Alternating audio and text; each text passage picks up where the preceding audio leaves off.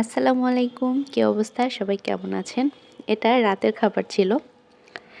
ইলিশ মাছ ভাজা ছিল আর সাথে হচ্ছে পেঁয়াজ কাঁচামরিচ ভাজি করেছিলাম। মানে মাছগুলো তো সব খাওয়াই হয়ে যায়, কিন্তু ইলিশের লেজটা সবসময় থেকে যায়। তো ঝোল করে রান্না করা হয়েছিল। আমি ইলিশ মাছের লেজটা আলাদা করে একদম মচমচা করে ভাজি করেছিলাম। আর সাথে পেঁয়াজ কাঁচামরিচটাও তেলের মধ্যে ভাজি করেছিলাম। দারুণ মজা লাগছিল খেতে গরম ভাতের সাথে।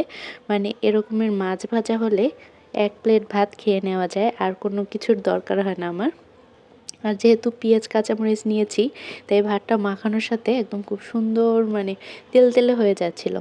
দেখেই বুঝতে পারছেন অনেকগুলো কাঁচামরিচ দিয়েছিলাম, আর সাথে পেঁয়াজ কুচি দিয়ে এরকমের মানে তেল বেশি করে দিয়ে ভাজা ভাজা করে ভাতের সাথে খাচ্ছিলাম।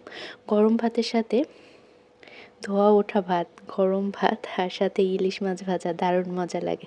তো লেজটা অনেকে ভর্তাও করে, ভর্তাও খেতে মজা লাগে। আলহামদুলিল্লাহ।